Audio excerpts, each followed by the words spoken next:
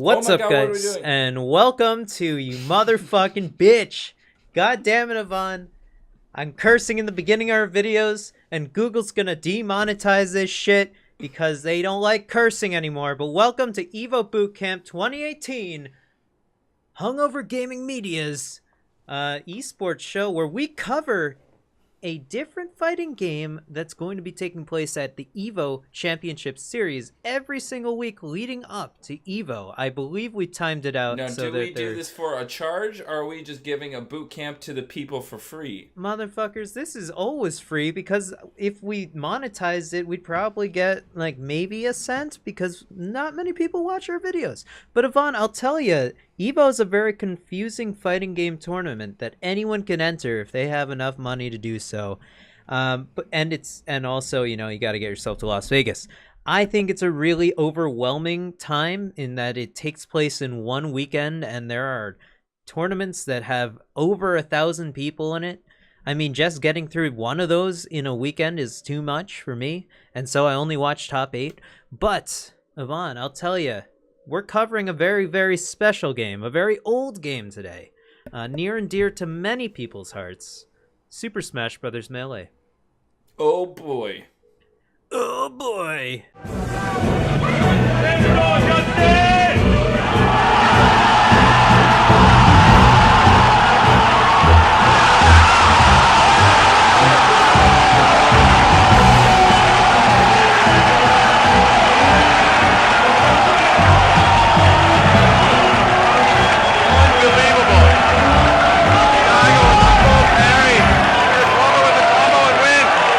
Falcon punch! That's right, Ivan. We are Falcon punching ourselves straight Falcon into punch! probably Falcon kick! a lot of Falcon Falcon kicks, punch!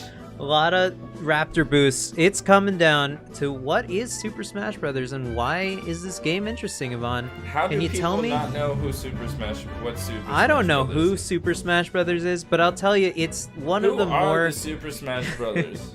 Yeah, probably no one. Martha Roy? Is it Mario Luigi? I don't Are know. there brothers that Super Smash? Are they even related to Martha and Roy? I don't know because I don't play Fire Emblem. Well, look, Ivan, this is a very special game when it comes to Evo. Of course, Super Smash Bros. Melee came out on the Nintendo GameCube, so it is a 16-year-old game currently, going on 17, I believe. Now, Ivan, that's the oldest current game that's being played at Evo. All these other games, they're for the new kids that were born in 2000, all right? You had to be of a certain age to play this game. This is our when it came 90s out. kids game. This is the 90s kids game of Evo, and it is certainly the oldest game being played at Evo.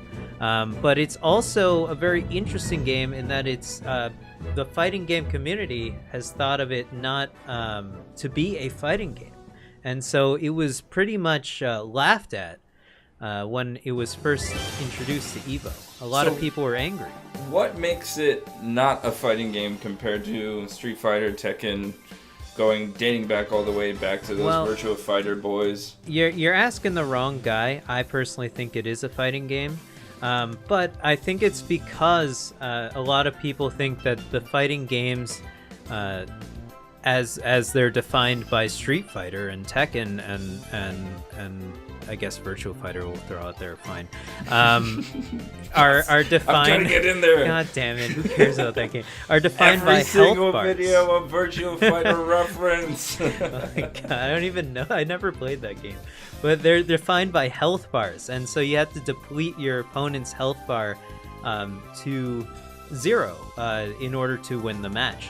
And so that sort of mentality, I think, is why people think Super Smash Bros. Is not a fighting game, because you have to knock each other off of a stage, and as your health essentially goes up, no, not your percentage goes up as you're getting hit more. And so I think that a lot of people don't think it's a fighting game also, in that there's no real, you can't really differentiate from an overhead move in terms of how you block it. But I think even, and a low move, there's no like high and low blocking.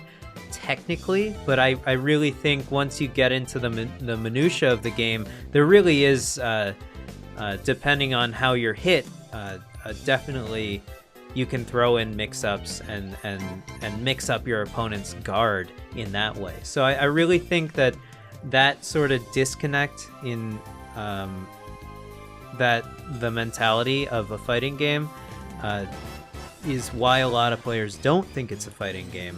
I'm not here to defend it. Whatever. If you think it's not a fighting game, tell us in the comments section below. If you think it's not a fighting game, you can get the fuck out. I'm here to defend it. This is FGC Community Brawl. This is a fighting game. As far as I've seen a fighting game, newly minted FGC member, yes. Comrade Boyar Bakken. Big boy Boyar. I'm gonna be at Evo 2019. You come see me.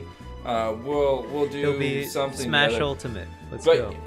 As soon as I make my debut in 2019, that will be interesting. But let's talk about the debut of Super Smash Bros. Melee. So Super Smash Bros. Melee came out in 2001 on the GameCube, but we didn't. And typically, when a fighting game's release, or at least nowadays, when a new fighting game's release, it's at the next Evo.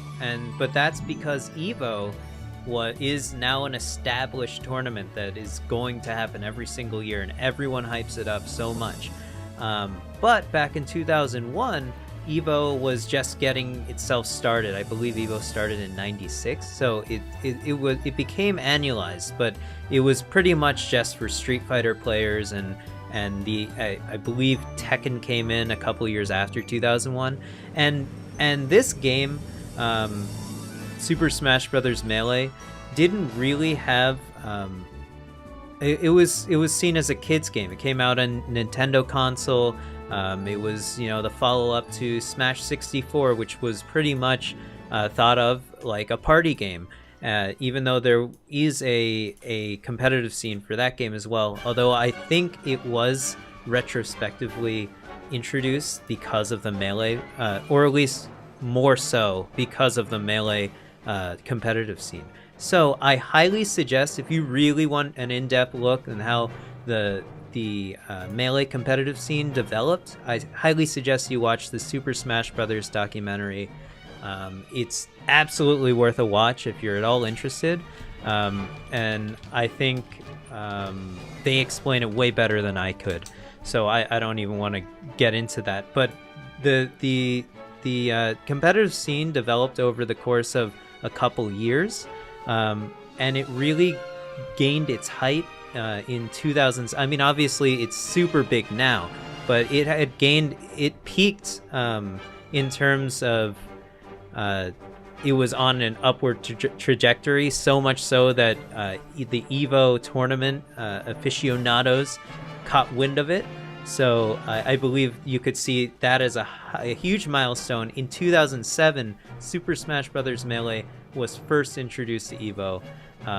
And then the very next year, and then the very next year, well, I mean, at that point, Super Smash Bros. Brawl had come out. So typically, again, in Evo and a lot of fighting game tournaments, we have long-winded franchises like Street Fighter and Tekken. They're replaced by the next game to come out, and typically these games build upon each other and make improvements towards the same mechanics that you've been playing since Street Fighter 2. So that's why they're replaced. But Super Smash Bros. Brawl was such a huge change, and when it was replaced in 2008, Melee for Melee, it really didn't get such a great reception. There were a lot of random elements to Super Smash Bros. Brawl. I think it was a fine game, but I definitely would not play it competitively. I believe Melee to be the best Super Smash Bros. Game currently, but we'll see what about this new one that's coming out. And so after 2008, Melee and Brawl sort of went away for a while, and this was primarily because there was no support for the tournaments and the competitive scene, from sponsorships and from like things like the MLG. and also Nintendo themselves, they didn't really want it to be played competitively. And so when it was reintroduced due to fan popularity in 2014, so there was a huge gap between 2008 and 2014 at EVO, where fighting game community went on to do what they did. When Melee was brought back due to fan popularity, there was sort of a backlash between Nintendo and the fans in 2014. So this is a very controversial year. Eventually, the fan outcry, Nintendo understood, and so they officially endorsed the tournament. And as you can see, this sort of projected Melee into the fighting game community, and also the mainstream audience, and as well bringing it back into mainstream audience, and as well as it showing up alongside Smash for Wii U, which was the game to succeed Super Smash Bros. Brawl. So now we have a situation for the past 4 years where we've had 2 Super Smash Bros. Games taking up 2 slots at EVO because there are so many fans of these games. So these games typically have the second most entrants, third most entrants, not even combined, just separately.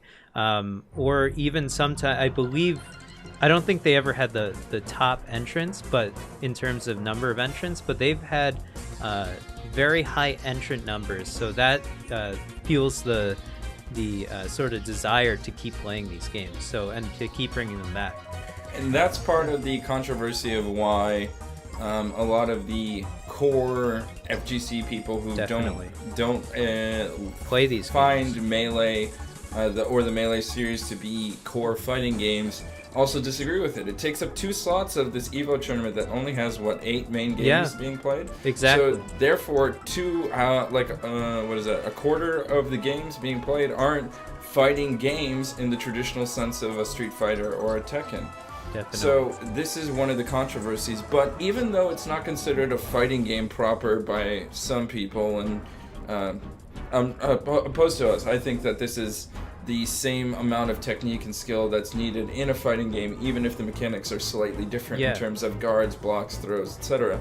And melee combos, of course. You get to see a lot of the techniques and the ways that the game has grown in its 16-year period, which were generated not by the companies or not by Nintendo, but by people having hands-on experience and really using the coding to their advantage. So what are some of the advanced moves that we'll see that separate this game from, the upper tier echelon players from the rabble?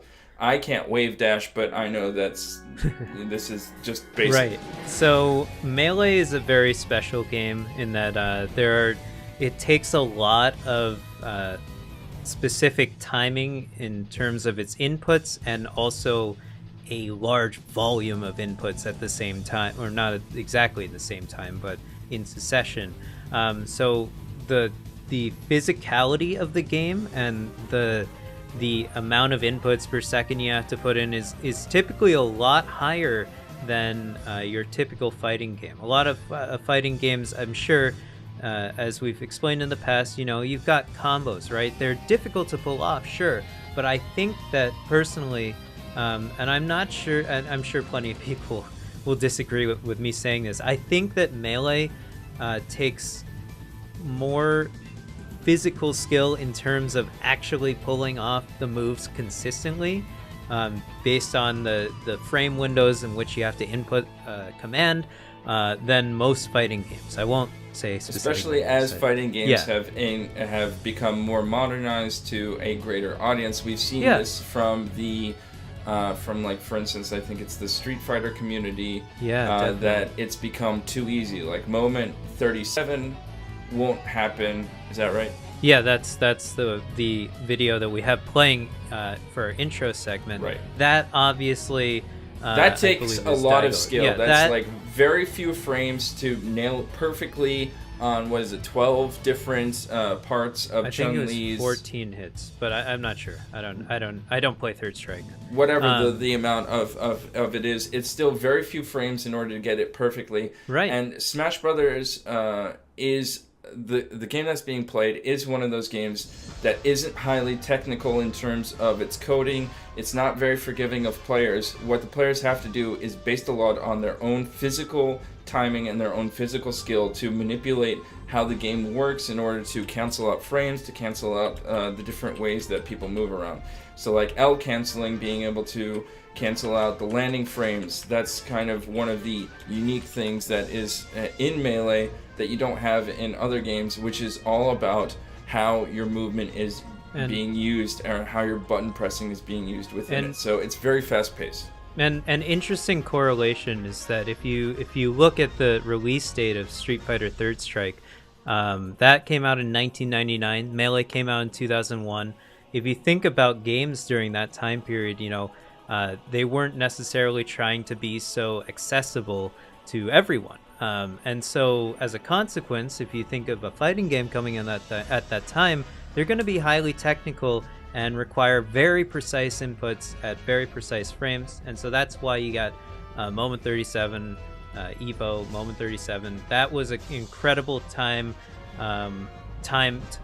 parry in terms of, I think there are a couple frames, maybe 1 frame or 2 frames that he had to input that frame perfect, literally. Melee is very similar in terms of being frame perfect, so I want to stress that.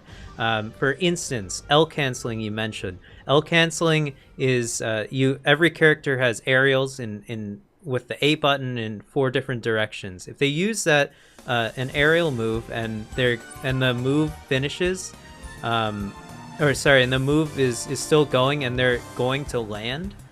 Because Melee is also a very aerial game, which is another reason why it differs, or another way in which it differs from many fighting games. You have a double jump, a lot of the combos are taking place just in the air. Things get crazy in Melee. So when you throw out an aerial move, you're going to have some frames of landing lag. The L cancel is a way, if you press L within a 7-frame window before you land, keep in mind Street Fighter V has 8 frames of input lag, right? So that's something to think about in terms of how, and these games are 60 frames per second, so I guess that gives you sort of a scale to think about. So you have that input. If you press L, then you can cancel out your landing lag, and I personally think that this is a ridiculous way to just cancel out landing lag. It requires a lot of more inputs. It basically adds another input to every single move you're doing, which is the worst. And I mean, there's that, and then there's wave dashing, as you mentioned. So wave dashing is used for positioning. It's used for positioning in a lot of fighting games. So Melee has a really elegant way of moving in the game at the high level. So you'll see some really high level positioning, specifically in the top 8 of Evo 2018. I think that's something to look out for. So those are defensively. It is also a slightly different game. So what are the ways defensively you have the shield in addition to your movement as a defensive mechanism, and some characters have some like projectile defenses, etc. But What does the shield make unique about Melee? So in Melee, there's your shield. You can you hold down the L or R button to activate your shield. It only lasts for a certain amount of time. You'll see it slowly growing smaller. If it goes too small, it's going to break, and then you'll be stunned for a small amount of time. Which doesn't really happen at this level. Yeah, it doesn't happen, one, because it takes a long time to do so, and you're probably going to, because it's getting smaller, your body is actually outside of the shield, so you're more likely to get hit if your shield is weak at that point. And also because, high-level players are not going to let that happen to them. And there's also very few moves that are so powerful that they will break a shield. So that being said, there's also a light shield, which basically you don't fully depress the button L or R, and that's a much larger shield that lasts longer, but if you're hit while you're in it, you're going to be pushed back more. So those are two different types of shields. In the shield, you can angle the shield, so we'll see a lot of in high level play, you'll see the angled shields. That's sort of where you get sort of like the high-low mix-up going on that we talked about in past episodes of Evo Bootcamp. I highly suggest you watch those. But basically, if you're getting hit from above, you would want to angle your shield up so you block the move. So given that, there's shields, but the most important thing in terms of defense and melee, which is also in all of the Super Smash Bros. Games, is called DI. You'll hear the announcers say, "Oh, that was such good DI. How did he really made he really lived that move because he DI'd so well." Something along those lines. They'll say DI a lot. They might say Smash DI as well. So that stands for directional influence, or Smash directional influence. This is a way for you to defend even though you're getting comboed. So in melee, you'll be hit flying sometimes. The best way to live that you can influence your trajectory based off of the direction that you're holding on your joystick, given a small framed window, or a small window of frames. So it becomes, again, there's a lot of things you can do when you're defending in melee as well. So the game just never stops. You're always going to have to be attentive while you're playing, as opposed to in Street Fighter or Tekken, when you're getting comboed, you're getting comboed. And typically you want to obviously be ready for if your opponent drops a combo, for instance. But while you're getting comboed, some of these combos last for a long time. I know in Marvel vs. Capcom 3, when that game came out, there were infinite combos that people figured out. So like once that happened, and there is an infinite combo in melee called wobbling with the ice climbers. So you'll see that if the ice climbers get a grab, and they have both ice climbers, they can end up just pummeling the person to a very high percentage and then smashing them off. And you'll see the person frantically shaking the controller joystick for the first couple seconds, and then they just give up and they're like, all right, I have to lose a stock. But yeah, so but I think it's funny. But yeah, that's DI. If speed is the name of the game, yeah, for the majority of players, what are the top characters to look out for? All right, speaking of characters, there are some fan favorites here. So I don't think you could talk to a single Smash player that would deny that Fox is the best character in Super Smash Bros. Melee. It's an old game, so there was a lot to learn in terms of balancing characters in a fighting game. You can't get those game updates per season anymore. There's no game updates for this game. This game has never been supported ever. It just released. And so Fox is the best character in this game, followed by Falco. He's a close second. So you will see a lot of Fox and Falcos in top 8 and throughout the tournament. Kind of a clone of one another as well. You could say that. Although once you start playing them for a long time, you could see that they're pretty different characters. But they do have pretty much the same exact moveset. But then there's Sheik. I think as the new Smash Brothers, the new Melee or Smash Brothers is called, they're the Echo characters. Yeah, they're called Echo characters. So they just gave them a name. People were like, "Oh, finally, he's telling us about these characters that are clearly clones." Like, he just gave it a name. It's not like anything significant. They're still the same character. But so then there's I've listed Fox, Falco. We're on more to Sheik. Characters. Yeah, Sheik, Marth, Captain Falcon, a very explosive character. We'll definitely see a Jigglypuff, but only one, because there's only one. Jigglypuff is a top tier character, but there is a top tier player that particularly excels in playing Jigglypuff. Well, as I said, we're going to see the Ice Climbers because of wobbling. They become very powerful because of it. You'll see Peach and also Pikachu and Samus as well. I think those are the characters that are going to be played. So a lot of these characters are very highly mobile, a lot of speed. Yeah. There's a lot of punishment that can happen. We saw years ago Pikachu was able to, down a 4-stock match in less than a minute. Yeah, it was pretty crazy. Just based on the movement and manipulation and movement list that Pikachu has. So these are our top characters to look out for. Fox, a very powerful character. He can put a lot of damage on without having to move or anything with just his basic laser, as in addition to being super quick, having the deflect box. What else makes a Fox stand out as a top tier character? You said the reflector. That move can't be underestimated. That move comes out in one frame. So it's active on the first frame of a lot of moves. You throw them out and they take a certain amount of time before their hitbox is active, before they start doing damage and have the properties of the move. This move is one frame. You can't react to it. It's going to be thrown out a lot. Not to mention, it also spikes people off stage. So if you hit someone off stage, they're sent diagonally down. And they're going to have to compensate for that. It also manages to link to a lot of different moves if you're on stage grounded. So that is one, if not his best move. He also has chain grab on, so this is something unique to Super Smash Bros. Series, is chain grabbing.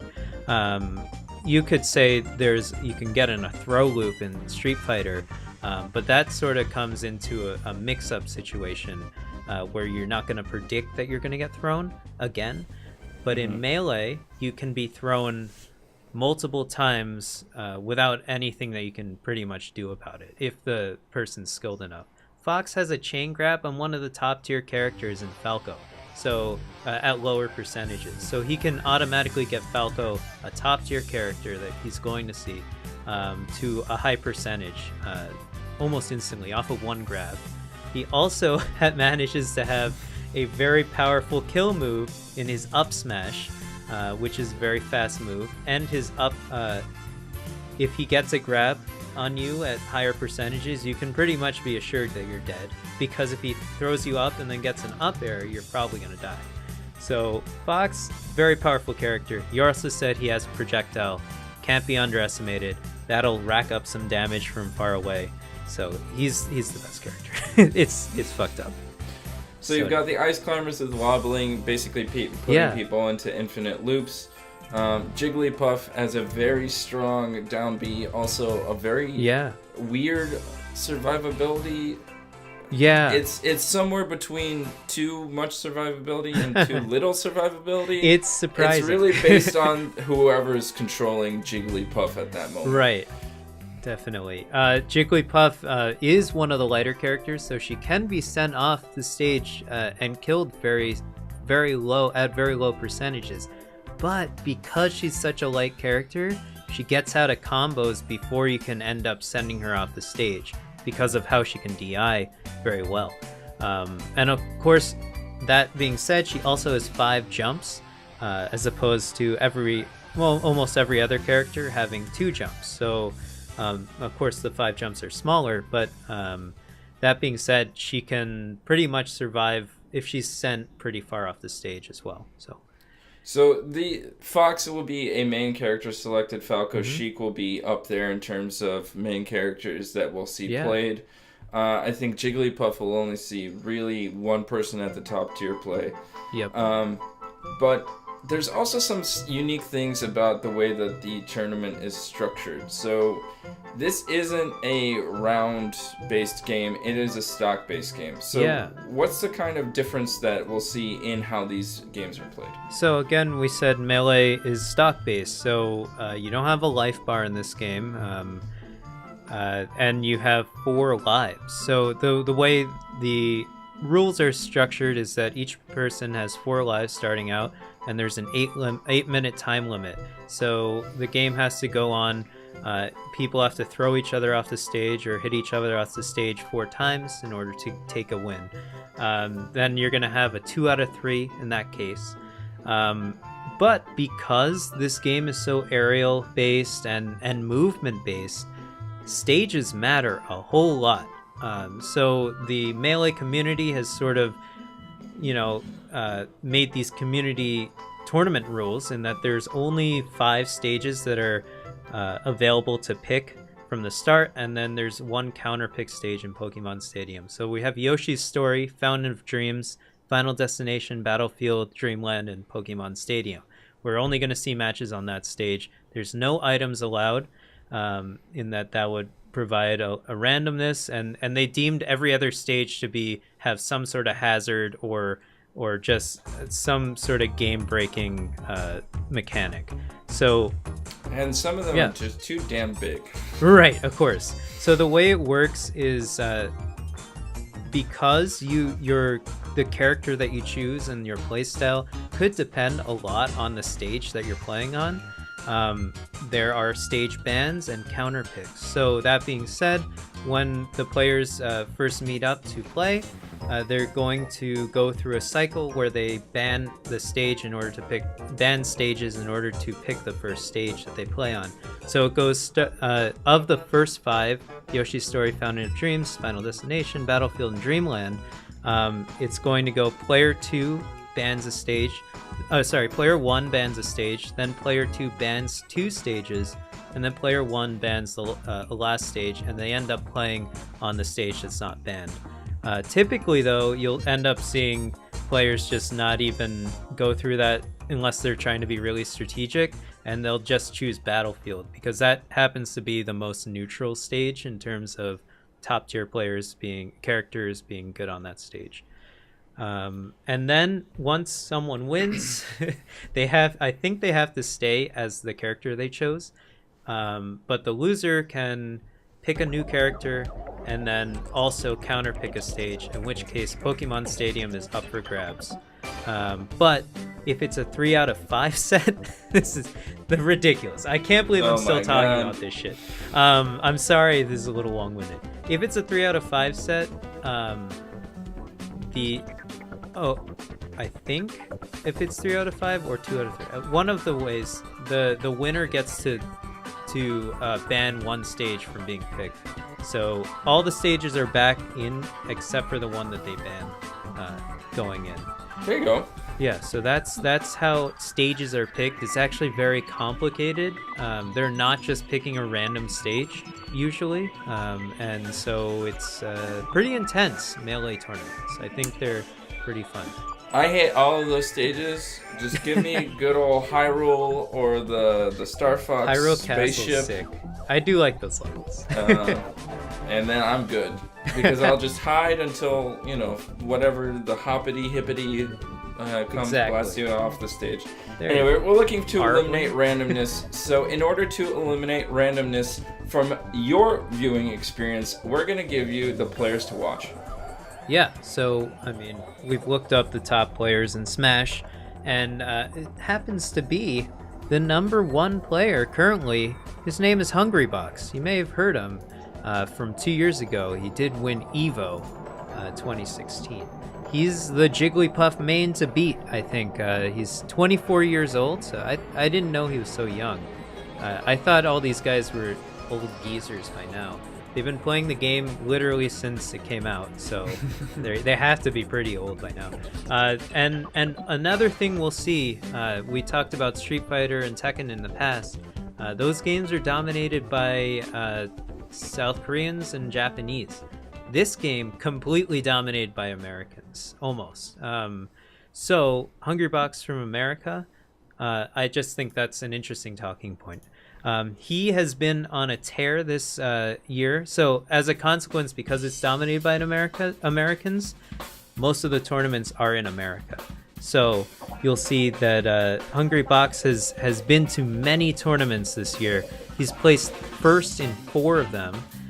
So he is on a roll this year. Get on his level. Yes. So he had second Smash and Splash 4, first Get on My Level. 4th, Smash Summit 6. First, Nudes. I don't even know what this tournament is. Some weird tournament. Nudes, Oakland Edition. First, Full Bloom 4. First, an Enthusiast Gaming Expo. And second at Genesis 5. So Genesis happens to be the biggest Smash tournament of the year, typically. Not EVO, surprisingly. I think Genesis has more attendance and more entrants and is more exciting sometimes. But I think EVO is definitely a place for new people to start watching. So I think it's exciting. So yeah, but despite Hungrybox's success this year, when he's come up against some of the top-ranked people, like I don't think he's done super well against like Armada this year. Right. Armada is the number 2 ranked person in the world. He is the only no, I guess he's not the only one, but he's one of the only top 8 people not from America. Yeah. This dude is a Swedish god, and his locks at the end of the EVO tournament are greased up and ready to go. Yeah, definitely. He looks a little to me like Linkser with long hair, so... Exactly. What makes Armada unique to me, I guess, is that he's not just a Fox main, he also plays some Peach. Yeah, he's the best Peach player in the world, definitely. Some would say he might be the best Smash player in the world. Because he's from Sweden, he didn't play in nearly as many tournaments as Hungrybox. And so you'll see that's why he's only been in 3 tournaments this year. So he placed first in Smash and Splash. And also, that being said, because he didn't go to many tournaments, maybe that just leaves the tournament open for Hungrybox to win. So, Hungrybox may not have won all those tournaments if Armada was there. He placed 2nd at Smash Summit 6 and 4th at Genesis 5. So, I really like Peach as a character because it's really embarrassing to lose to her. So it's really great that you can see he's known as the Swedish sniper when he plays Peach, because Peach has these turnips that she can pull up from the ground, and they are projectiles in the game. And he's known to place them in all sorts of amazing places and get, of course, those snipes that you may or may not see this year. Smash them off the map. One person who definitely doesn't deserve to be destroyed by the Swedish sniper. A guy who's near and dear to your heart. Cloud9 Mango. This guy is the worst person on planet Earth. He is a real scumbag, but everyone loves him. No, I love him. He's the fan favorite. Mango is like, I get, not in terms of popularity, he's like Seagull, I would say, in terms of the Overwatch League, but Seagull's like actually a decent person. Mango is not. He's like disgusting. He doesn't shower.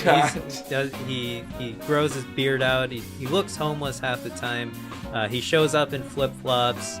I think in his old age, he's 26 years old, he's sort of chilled out lately. He used to get like really drunk, and I mean, he still drinks a lot and stuff, but he used to get really drunk at events and things like that sometimes.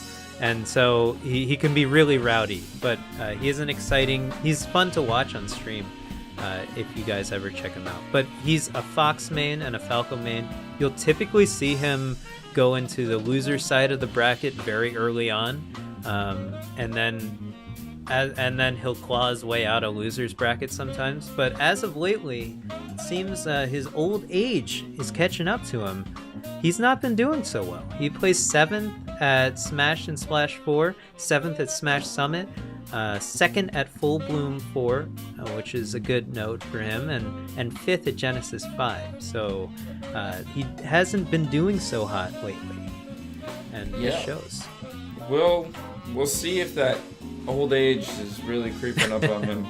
But there's a guy who's even older than him. Yeah, I think they're surprise, surprise. He's not actually the oldest Smash player. That would have to go to Ken. who is the king, apparently. Well, he was the king of Smash back in his day. He was also on Survivor once for some reason. What? Ken Huang. He's okay. He was the king of Smash. He was the best Smash player before 2014, basically. Mewtwo King, though, while Yvonne's looking that up, is a Marth and Sheik main. He's 29 years old. He's been in the Smash community forever this year, and he does not want to stop. All these players that we're mentioning, by the way, are melee players. Mewtwo King, however, tends to like to branch out. He sees it as a challenge in terms of playing other Smash games. So he does play Brawl, he plays Smash for Wii U, and he's going to be playing Smash Ultimate as well. So, I mean, that's amazing in its own, to be able to be proficient at all of these games when they're so very different. It's not like, well, I mean, I guess the Street Fighter series has changed a lot over the years. So that being said, it's a similar thing to be good at all the Street Fighter games, as well as being good at all the Super Smash Bros. Games. Mewtwo King is not typically in top 8 in all the other games, but he is very proficient at all of them. But he did place 4th at Smash and Splash, 4th at Get On My Level, 1st at Smash Summit. Very notable. That was a huge tournament that a lot of the top 8 that we're talking about were at. So that was a huge win for him. He placed 5th at Enthusiast Gaming Live Expo and 9th at Genesis 5. So we'll see if he does very well or not at EVO. I'm excited for him. One guy that's definitely on the scene recently is Plup. Yes, that is Plup. He's been coming up, yeah. Yeah, he's definitely on a tear. If you look at who's been placing number 1 or number 2 in the tournaments, you've got Hungrybox generally going up against this guy, Plup. If Armada's not there, it's going to be these two guys facing off. And especially, somebody took the win at Genesis 5. Yeah, a huge win for Plup, as he's a Sheik, Fox, and Samus main, so he has a large player pool or character pool to choose from. So he placed 2nd at Get On My Level, 5th at Smash Summit, 2nd at Nudes. Why did you name it that way? 2nd at Enthusiast Gaming Expo Live 2018, and 1st at Genesis, as you said. It was an epic set, so if you're trying to get ready for Melee at EVO 2018, you know, maybe you're already entered in. I would definitely go back and watch that set, and there's a lot to learn from him. And this is a guy who's been improving. If you look at his results at Genesis 5, for instance, 2016, 9 through 12, 2017, 5 through 6, 2018, number 1. The same way that he's improved at other competitions where he started off in lower brackets, then managed to climb his way up and be pretty good in the recent ones of Melee. For sure. I think this is a guy who is, if not the main competition for those top 2, Armada and Hungrybox at the moment, then I don't know who would be. Yeah, I really think Plup is one of the guys to beat at this tournament. Next up, you know, we're running a little long. There are 3 more players we want to talk about, and then also how to play this game in terms of equipment, because it is different than every other game at EVO. Leffen. Let's zoom through these guys. Yeah, Leffen, the other Swede at the top 8. He's been sort of touted as the villain of Melee. Everyone hates him because I don't know why. I don't know why. He always talks a lot of shit. That's why. He's always like, nah, you can't beat me, or whatever he says. That's basically it. And he also had a lot of immigration issues in terms of being able to compete in a lot of these tournaments. So he hasn't been able to go. I mean, I'm sure, I hope he's figured it out by now, but I just know that's why he couldn't be at many EVOs in past, the past years. But it seems he's figured it out, because he placed 3rd in Smash and Splash, 5th in Smash Summit, 1st at Flatiron 3, which I guess no one else went to, 3rd at Full Bloom 4, and 3rd at Genesis 5. That's a huge come up for him. I think that's pretty big. Axe was there. Yeah, and Axe was there. at a Flatiron 3. And Axe is the next guy to look for. He's the guy who has the most unusual main, I think, of these top group. It's a Pikachu. Right, I forgot to say Leffen is a Fox main. Right, so Axe in the top 8 is the only, I think in the top 64, I think he might be the only Pikachu main. Pikachu's not typically a character chosen, but because of Axe, we're seeing that Pikachu is a very viable character if you're able to play like Axe. He is definitely, if you want to be a Pikachu main, you have to focus on how Axe is playing Pikachu. That being said, he's from USA. He's 27 years old, and he's been to a lot of tournaments that he didn't necessarily do so well at. He did, however, place second at Flatiron and third at Get On My Level. But after that, he placed 9th at Smash Summit, 25th at Full Bloom, 9th at Enthusiast Gaming Live, and 7th at Genesis 5.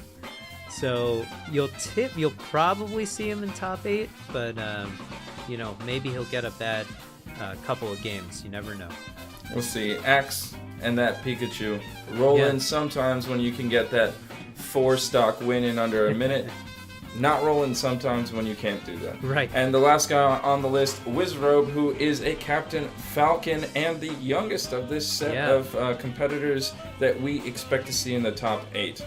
Right, so we've typically seen a lot of, we've seen at almost every of these older tournaments, we'll see Mango, Mewtwo King, Armada, and Hungrybox, right? They've been there for so long in the Melee community. Wizrobe's really coming up, he's one of the younger players, so we're going to start seeing these people get replaced eventually. This game takes its toll on your hands. And so Wizrobe, being 20 years old, is still relatively inexperienced comparatively, so he hasn't played as many matches, obviously, or been to as many tournaments. But that being said, this year he went to a lot of tournaments. Placed 9th at Smash Summit. He placed 9th at Smash and Splash.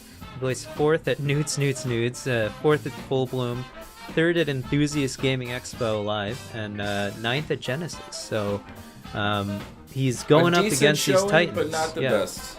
Yeah, definitely.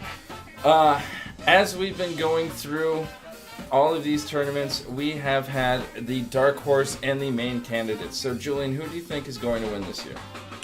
I think Plup is ready to. He's really shown in the past year and this half year, and the past year that he is ready for a huge title like Evo. He took Genesis 5. That is one of the biggest, if not the biggest, Smash tournament of the year. So I think he's ready to keep it going and win Evo 2018. I think that is actually a pretty good summation. I think he's doing pretty well. My dark horse candidate, you know who this is going to be? You're never going to guess it. Wizrobe. Wizrobe? I like a Captain Falcon main, and he's the youngest guy. He's got the fastest hands. Fastest hands in the West, which is important. Very true. I think that Wizrobe stands a chance, coming in 4th at Nudes. That's a very good precursor. That's a very good sign for how he's going to perform at Evo. But if I wanted to be a champion and the dark horse candidate for Evo 2018, what would I have to do? You'd have to, I think, probably not pick Captain Falcon. Captain Falcon is the most exciting character to watch because of the combos he can get and the combo potential, explosive combo potential. But his neutral game is not so strong. I think you want to pick a character that has a strong neutral game, such as Fox, Marth, Falco, and I really think that you have to understand spacing. There's so much that goes into these types of games, fighting games alone, but Melee in particular, there's a lot to know in terms of spacing and understanding how to play on each level. So there's a lot to learn. These are the guys I'm going to learn it from to beat them in the next year's tournament. Yeah. What equipment do I need? What equipment do you So Melee, being an incredibly old game, a 16-year-old game, came out on ancient hardware, the GameCube. So the game is played on either a GameCube or a Wii at tournaments. That being said, you can emulate it on your computer using the Dolphin emulator, and you can download the ROM. I think that is the most accessible way to do it in terms of, tracking down all these things. You do need a GameCube controller, however, and in order to do that on your computer, you would need your Wii U adapter or a off-brand adapter to USB.